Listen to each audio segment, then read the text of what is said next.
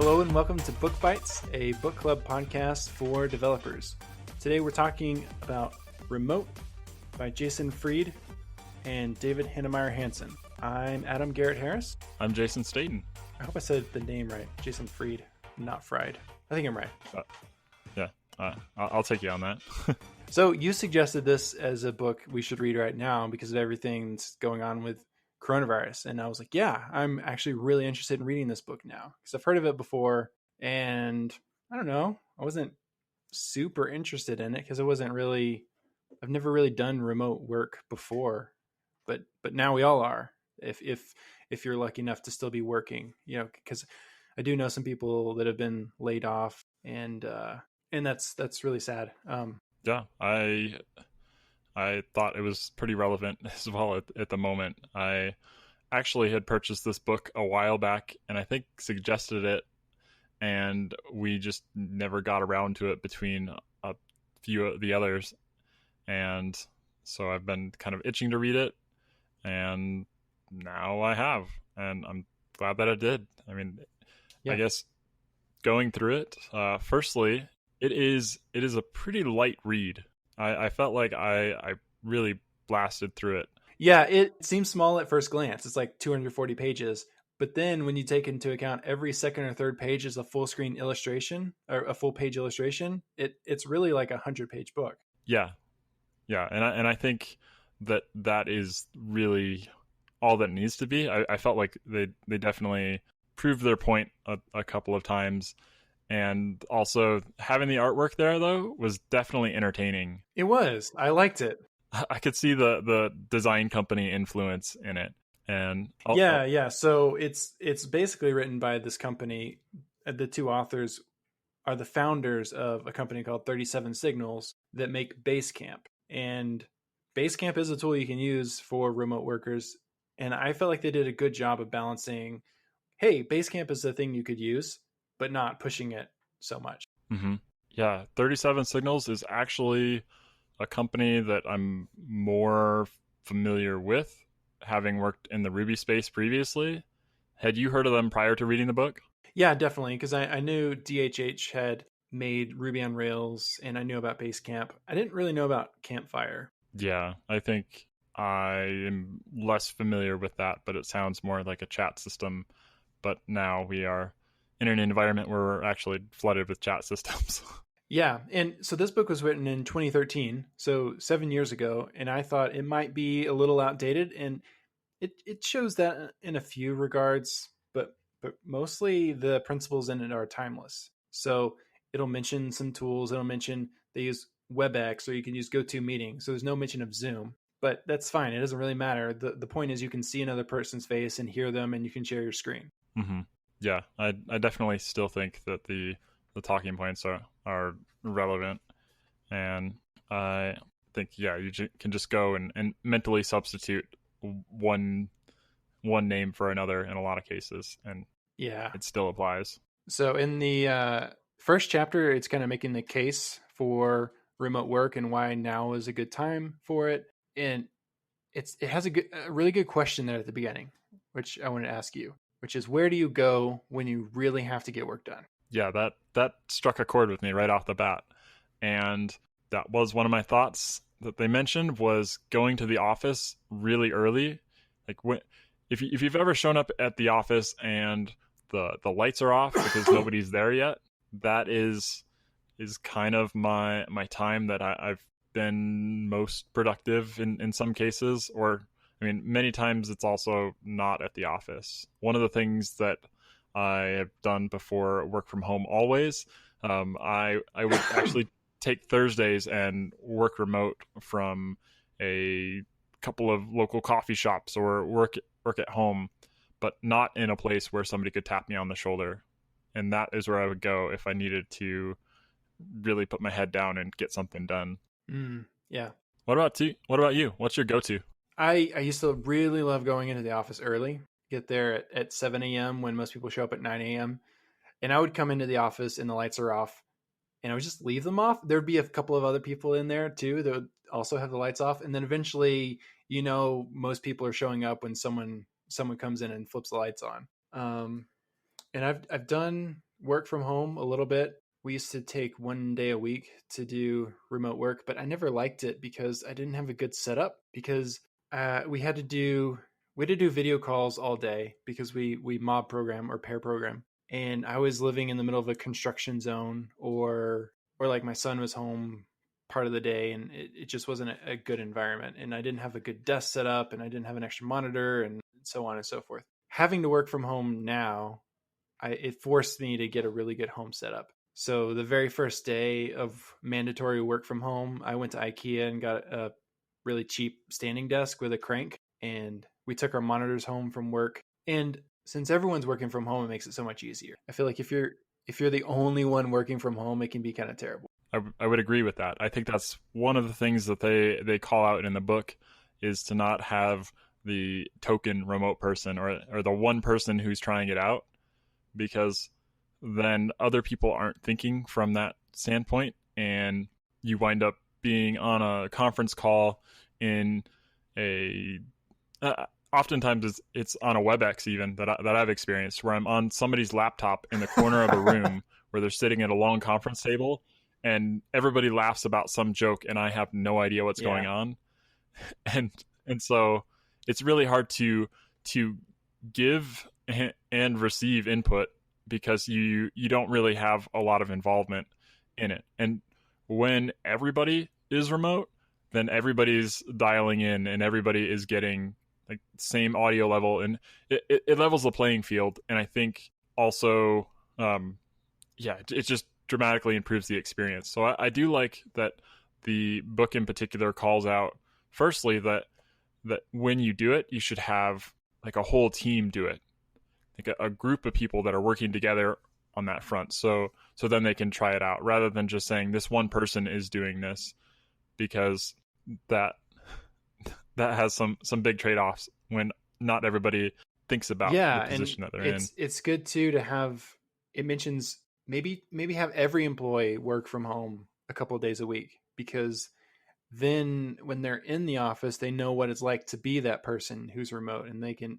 empathize with them and make accommodations, like, and make sure you have good audio quality in those meeting rooms. Make sure you're including the remote people. I would also agree with you about having a good setup. There is a pretty big difference between just having your laptop at home and sitting at whatever kind of works. Sitting on the couch or the kitchen table. Right. And I think there are a number of advantages of having like a well-defined setup. Firstly, I have a spare bedroom that had a desk in it that I've converted to my office. Simply converting was more of a mental change than anything, because I didn't have to add a whole lot. But at the same time, it is the line that I cross to say, I'm working now, and this is the zone that I do my work, and I leave my work laptop in there, and then when I leave it, I have left it behind. And so there's no fuzzy gray area for me when it comes to working, and I think that helps. And then I think the second thing too, it is just having the time to do it. For me, I almost feel like, doing it once a week was nice for me to go heads down on it, and get some work done. But now I'm actually feeling like, having been at home for 2 months, I'm getting more up to speed, where it's just the norm, and everything's functioning, instead of everybody figuring out, okay, how do I make sure that I dial into the right Zoom? Oh, I need to be sure to use one with a password, so that way we don't have random people show up in there. And just kind of figuring out like how to work remotely. It takes time. You have to figure it out. It doesn't just fall into place in the same way that being in an office. Even that doesn't just fall into place. But we've been practicing it for a long time. And when you're a new employee to a company, it takes you some time to ramp up. So it's the same thing when you start working remotely. Yeah, that's one thing that has had to happen at Domo is we've hired people since going full-time remote. I think some of them came on like a week after, and them having to figure out like what our processes are. And our answer is basically, we don't know yet. Yeah. So it's been a learning experience. Yeah.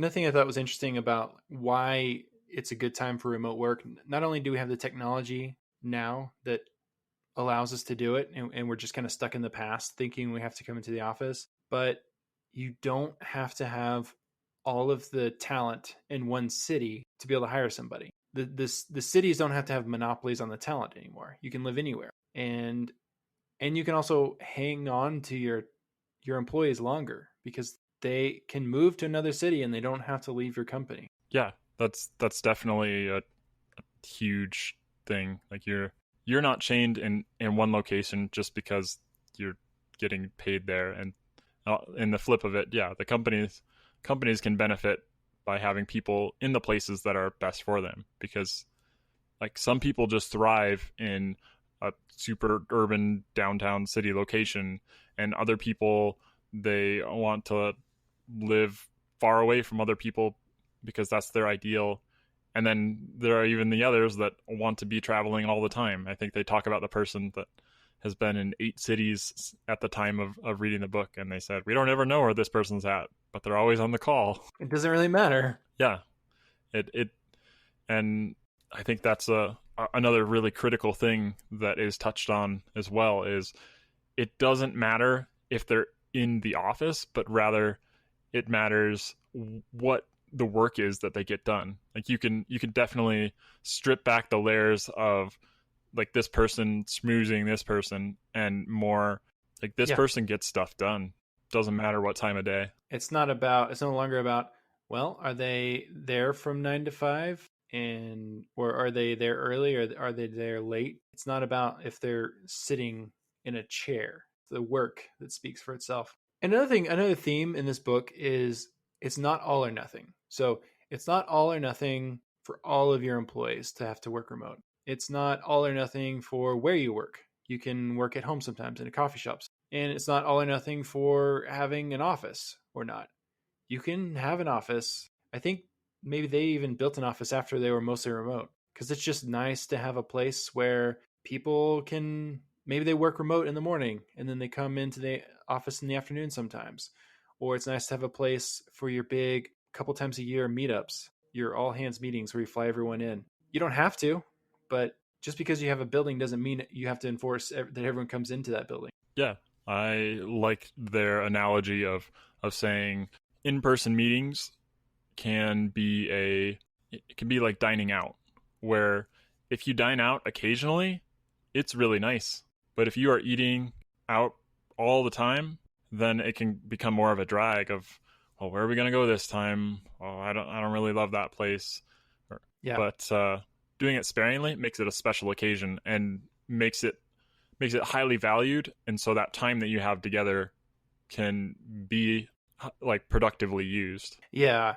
And the other thing about meeting in person occasionally is so that you can put like a real life face to a name that you see in Slack, or maybe see them in a meeting, but it's not the same as seeing them in person. So you want to be able to see people often enough that you associate them with who you know them to be in real life. And I also Definitely. like, one of the excuses in the book is magic only happens when we're all in a room. But how many breakthrough ideas can a company actually digest? You don't need to be coming up with the next big idea every week. It's right. There's a quote that says, it's making better the thing you already thought of 6 months ago or 6 years ago. It's the work of work. That's what you're doing most of the time, is the working on the ideas you had 6 months ago. And then with those brilliant moments, there is a snippet in the book, or a quote in the book that I really loved, where it talked about, you have these bright ideas, you should work through them before you need more. You should clean your plate before getting up for seconds. I really like that reference. You like the food analogies. It's true. I'm all about food this time. And there's tons of other excuses, which most of them I don't really relate to, because they're kind of from the business's point of view. Who will answer the phone, or only the office will be secure? I have heard the one about everyone equally miserable. So while that's never been explicitly stated, I have heard before from a company that some people might be jealous that other people are working remote, and and all of a sudden everybody might want to be remote all the time. And what would that do to us as a company?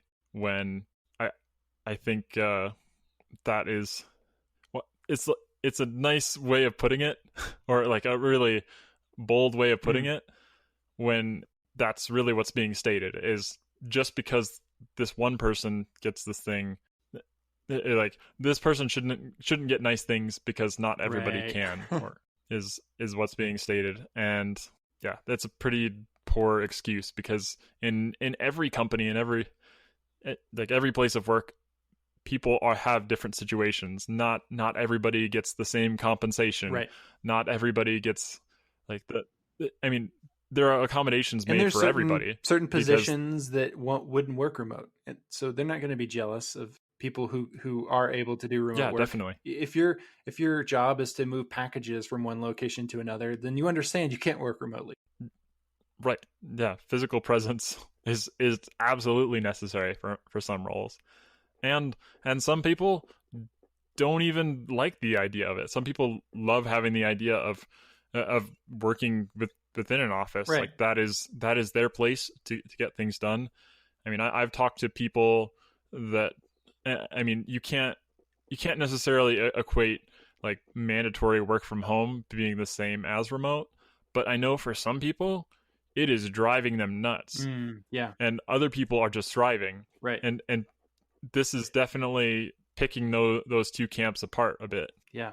So there are some kind of rules to working remotely, and this one I thought was kind of a bummer because it's talking about all these positives, knocking down all these excuses, but then it has this rule of thou shalt overlap. So it means you should, wherever you're working in the world, you should be overlapping some of your hours with the people on your team. So if your team is in Chicago, you might not be able to work on the other side of the world.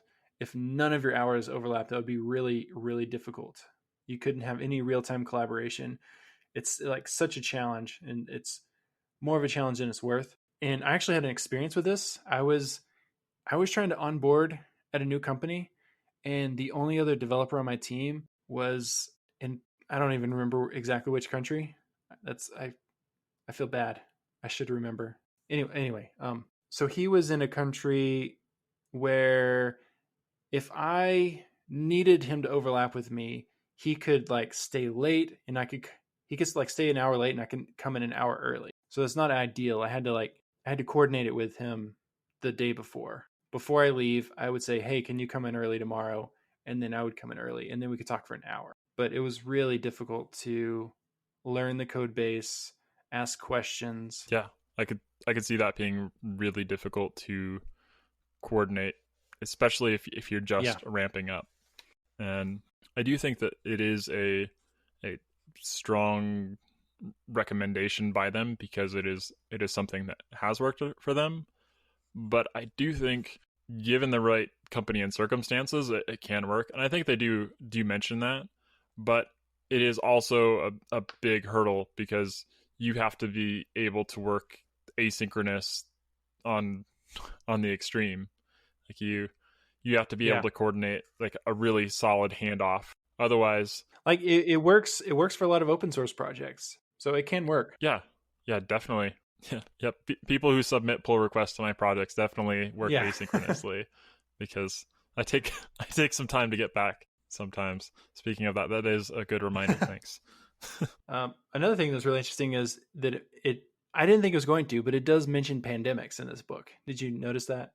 Yeah, I did see that mentioned. I don't remember the name of the specific company, but I believe it was an insurance company that went through a natural disaster at their headquarters or something.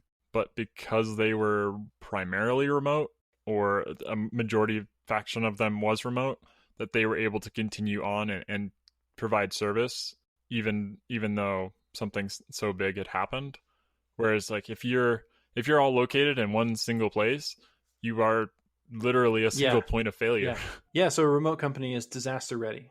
Like if you lose internet or air conditioning or electricity, or there's a flood, fire, whatever, pandemic, you can just keep on going like nothing happened. And it's not even just those kind of big disasters. There's also personal quote disaster. Like you need to be home for a repair or a delivery or a kid is sick. That's fine.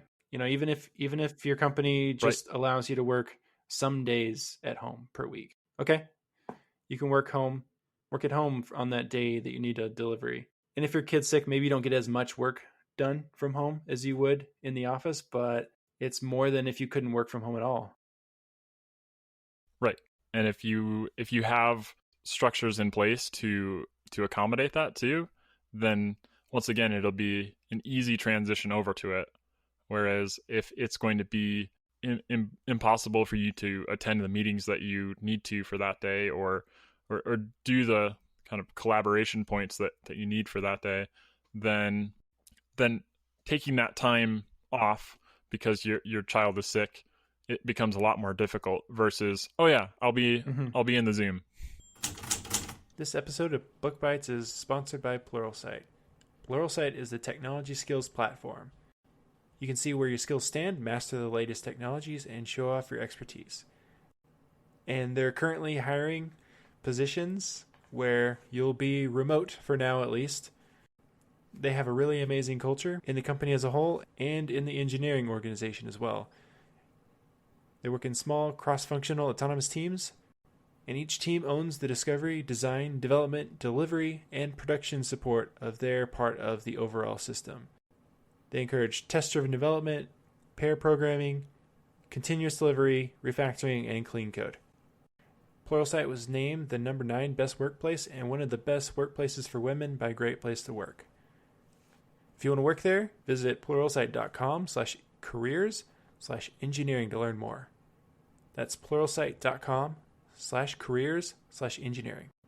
And if you'd be interested in checking out the product for yourself, you can send a direct message to @Pluralsight on Twitter, and they'll send you a free trial code so you can check it out for yourself.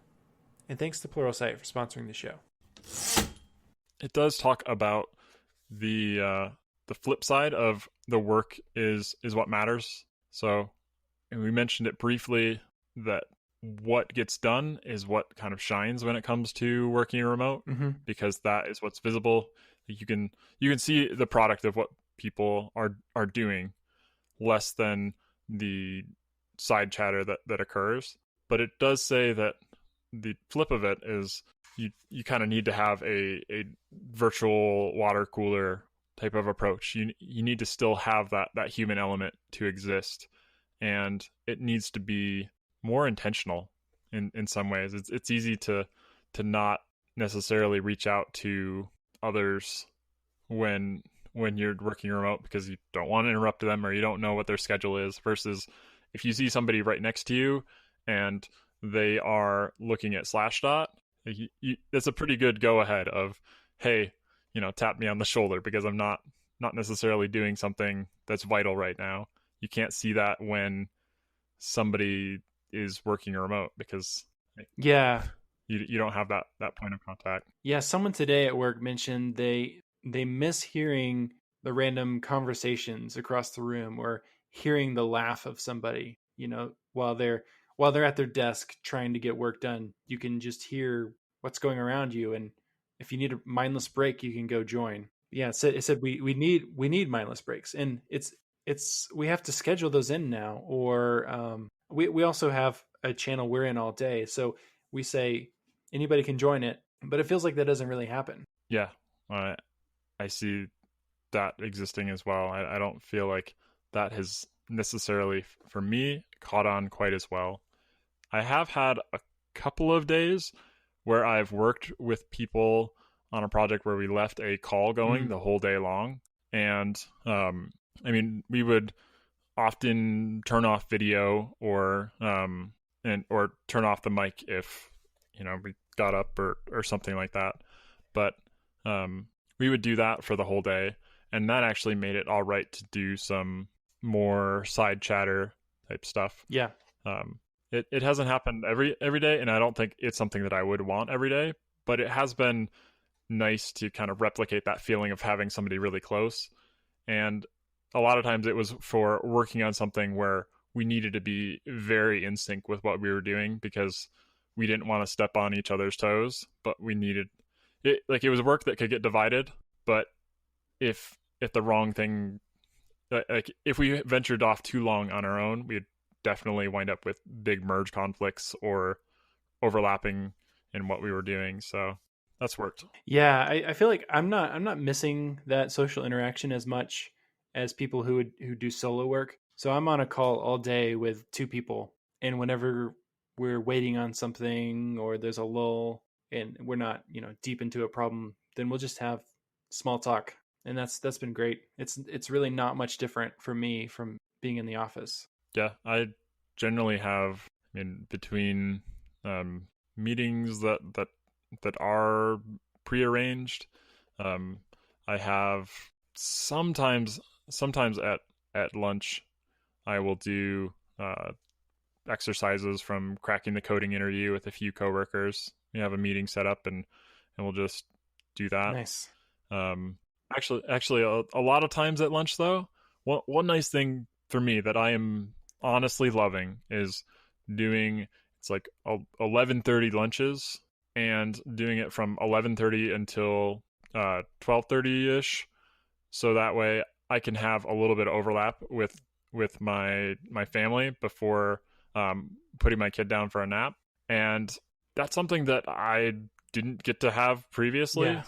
And it is nice. It's just like this little bit of time to overlap to talk about like what happened in the morning, what sort of thing did you learn when you were doing your schooling, and just like a break away from work that is definitely met with a strong expectation that I'm going to be there. So it's also, don't let work bleed into lunch, because there's like there are people waiting that are that are really important to me, and so that has been, I guess, really a nice thing for helping out with the social gap that exists. But yeah, that is cool that you're on a call all day. So it's kind of that same vibe that I've gotten a couple of times. So Yeah, I'm glad you said that about family, because I've really been enjoying having breakfast and lunch with my family. And it does mention that you don't have to get your social interaction from coworkers. It could be that you're alone in a crowd in a coffee shop, or you're in a co-working space where you get to know people a little bit more, or just your family or your friends or your neighbors, or you can get involved in the community. Just something that gets you talking to people on a regular basis. right, and that definitely as social distancing, Like in real life. right, like as social distancing ventures offer, like decreases a bit more, like those things become more possible too. I think it's probably the biggest challenge is like you can't necessarily go and go to your kickboxing club on like right now in all places, and so like that adds a little bit of a challenge. But it is true though, like people at work, while they share some common task with you and you can really build a strong bond with them, you can also bond over many other things with many other people, and a lot of people do. And I think remote kind of forces that in some way, or at least it seems like it would, in that like you don't necessarily have that physical presence, and so maybe with other people that's the way you find it or get it. So one thing I found super fascinating in the last chapter, Life as a Remote Worker, it talks about things we've all heard, building routine and different hacks, like use a different device for work and personal to kind of just separate work from home. But it talks about staying motivated. And I found that really interesting. It references a book called Punished by Rewards, which I've heard of before, and it sounds like a really fascinating book. But the only reliable way, this is a quote, to muster motivation is by encouraging people to work on the stuff they like and care about with people they like and care about. And I like that. The idea is like you can have pleasure in the work itself. That some people think there's something wrong with that. And if you're finding that you're not motivated, don't blame yourself. There's things you can do. It says speak up and change your environment, and maybe just need a vacation. That can do wonders. At 37 Signals, they say they let employees take a month-long sabbatical if they've been there 3 years. I do like that perspective, or I think that it is a bit of a different one from common perspective about procrastination. is a lot of times procrastination is a very self thing of why am I procrastinating? Why am I not getting things done? Or why am I a procrastinator? Start labeling yourself Yeah, that. yeah, Yeah. labeling yourself. And I would uh, I I would give some, I don't know, strong agreement with some of the things the book calls out is if you're if you're not getting the things done that you expect to do, there's also the assessment of do you even have clear direction on what it is you're trying to Yeah. do, or is the task given to you really vague of Or make this work. maybe you're working on the wrong thing and everybody on your team knows you're working on the wrong thing, but no one's spoken up about it. Yeah, yeah, I think it still does come with a responsibility on you as a worker or you as a coworker or you as a manager in any of those cases speaking up about it. So it's not necessarily just blame it on the thing you're working on saying this is not interesting or not motivating to me, but also saying now what am I going to do about it? Like am I going to bring it up to my manager or team? If it's my team saying, hey, can somebody either jump on this with me, or hey, can I swap you for something, or maybe, like you said, I need to take some time off or work on something else. There are a lot of possibilities because I mean companies are definitely not a one track thing, and they're not a a single person Right. generally. Yeah, I think that's a good call out. The separation of devices is something that I've done.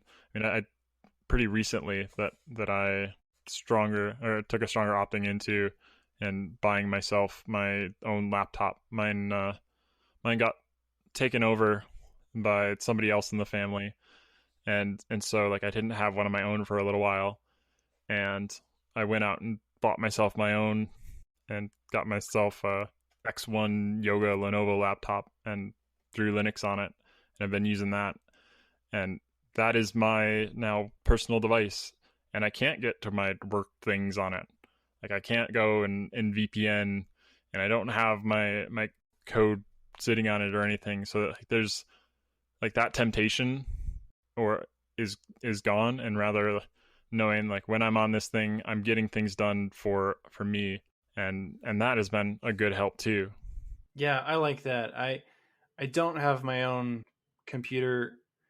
Well, I do have one that I use as a server, but I don't have my own computer, and I'm really trying to get that separation.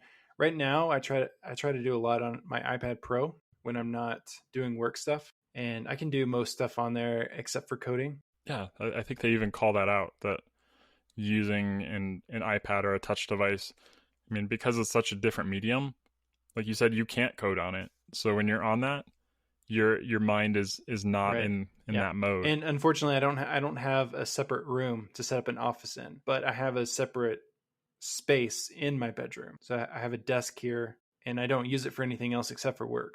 I think even that, you just have your line that's been drawn, or your well Yeah. defined place. And I think for me also, working from the office is better for me. On the flip of it is when I'm in the office spare bedroom of mine, I am working on work stuff. And I what I've found is before, like if I would say like take my laptop and sit on the couch to try and work on something late at night because I was trying to get something done, the couch is a terrible place for me to get work done because it's too relaxed, and it says, "Hey, go check out what's happening on Twitch because something pretty cool is happening, I'm sure." And then all of a sudden it gets really late and I haven't gotten near the amount of stuff done for work that I've wanted to. Yeah. So having that office is like this is what I'm here for, and I'm here Yeah. to work. Not that I don't shoot the breeze every now and then, but like it's just that place of being in place of mind by putting myself physically there. The other thing I do, since I don't have a separate space to cross that line and say I'm in work mode now, what I do is after breakfast, I go and walk around the block, and that's my commute. And then as soon as I walk back in the door of my house, I'm at work, and I go straight to my room, and that's been really useful. Yeah, I What did you think of the bit at the end about making sure you're not ignored? The part where it's basically it just said do good work. Yeah, I Yeah, don't know. and I think yeah, like that is definitely a critical thing when you're remote, like because work is such a defining thing when remote, but also I think some of the other things mentioned through the book kind of came back to me at that point too. Is you have to kind of put yourself out there and be intentional on fronts of reaching out to other people and or sending really well formed emails or messages so that people can have a clear understanding of what it is you're working on, or if you're working on something that is going to take a long time, giving back or giving that feedback early. One of the things that I've taken to a bit is going and making a quick screen capture of what I'm doing, whether it's a screenshot or if it's kind of a longer thing, actually going and recording my screen and sending a little clip over to somebody just to give them an idea of, okay, here's where I'm at, but it's still failing here. And I can do that without even setting up like a Zoom chat or Zoom call in order to do it, because all it's doing is Right. It can be an asynchronous video communication. yeah, It doesn't have to, just because it's video right. doesn't mean it has to be synchronous. Mm-hmm. Yeah, and you also mentioned in there writing. And the book has a whole section on writing well. And if you're going to be remote, writing is really important with a few exceptions, because a lot of the way you'll communicate is through writing. Yeah, that is so important, and in particular with things like emails, recognizing your tone and knowing that on what is it on like the sentiment scale or something, like sending a message as text often comes out with a lower level of sentiment, because like people interpret things as like maybe it's a snarky response or it's a really blunt response. Right. And that's actually a case where sometimes things like emoji can be really nice. While I'm not a huge emoji user myself, I also recognize its purpose as a way of denoting, no, this is actually just a joke, Yeah. or this is not me being snarky. I'm actually giving you a thumbs up. Yeah, and all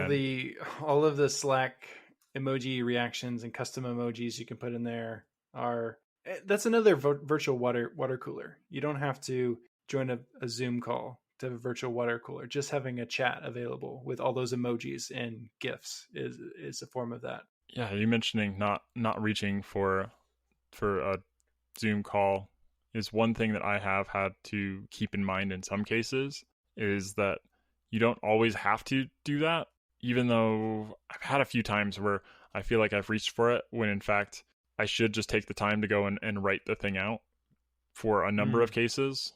Firstly, that all of my thought is captured and recorded. There's a paper trail somewhere, whereas yeah, exactly. And so when that conversation we had is done, or when that person gets to the time to actually work on the thing, they, like you said, have a paper trail they can review and say, oh, what did we talk about? Here it is. Yeah. And it's searchable in the future. Yeah, right. You can record a video call, but it would be miserable to actually go back and watch one, because I find that after a live event has occurred, I never want to go back and watch the recording of it. No, I'm right there with you. I was watching a thing from a Twitch streamer. I think it was earlier today. They were talking about how they go back and make YouTube clips from their stream when they do something like even like a 10-hour stream. Like how do you go and clip that? And one of the things they do is they actually have a keynote tracker, a keyframe tracker, where when some major event happens, while they're in the middle of it, they'll go and mark it. So then when they are actually going through and editing, they can say, okay, this was a highlight here, this was a highlight here.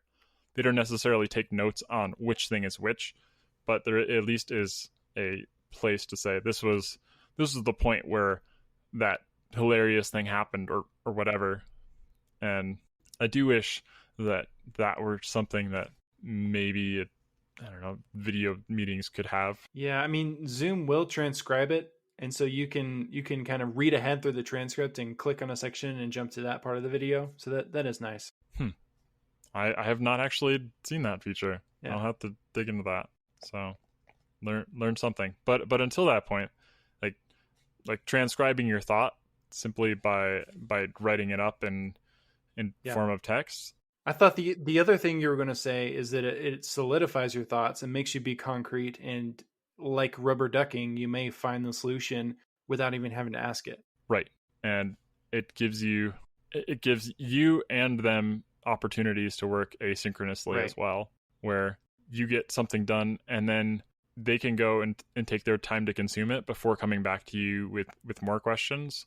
Therefore, like, you don't have to have that time alignment that exists. And it's something that I'm still working on. I think everybody is, but I am more and more trying to remind myself of, do I need to start this as a call, or actually could I just take the time to write it up and not. I think in some ways it's kind of almost lazy on my part to go and opt for doing a call, because I can just blabber whatever until they eventually figure it out. Or, like you said, solidifying my thoughts is probably a better use of both my time and theirs. Do you have any final thoughts? The conclusion conclusion of the book is very short, and my summary of it is basically that remote work is inevitable, that more and more companies are going to go to it. And I would have disagreed with this 7 years ago, but after this coronavirus pandemic, I have to agree.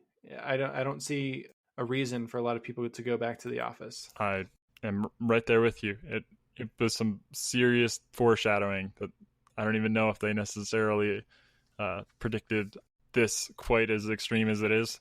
But it definitely proves the point that we can do a whole lot in a remote fashion. And I do think that this is going to have a strong, lasting impact on the way that work is done remotely from here on out. So definitely was a good short read to take in, and I'm going to be passing along the recommendation of the book to coworkers as well. Yeah, I am too. We're actually going to do a book club of this book at work. Nice. Well, you'll have to let me know any insights that you get out of that from others, because I'd be curious to hear. So next time we're reading You Look Like a Thing and I Love You, How Artificial Intelligence Works and Why It's Making the World a Weirder Place by Janelle Shane. I'm looking forward to it. I've read a bit of the AR Weirdness blog, and if the book is anything like it, it's going to be great. Yeah, it's going to be a fun book. All right, you can find the show on orbit.fm/bookbites. There's a transcript there and links to the things we mentioned. You can follow the show on Twitter at bookbites, and I'm on Twitter at AGARRHARR. And Jason, you're at Staten Jason. Until next time, see ya. See ya.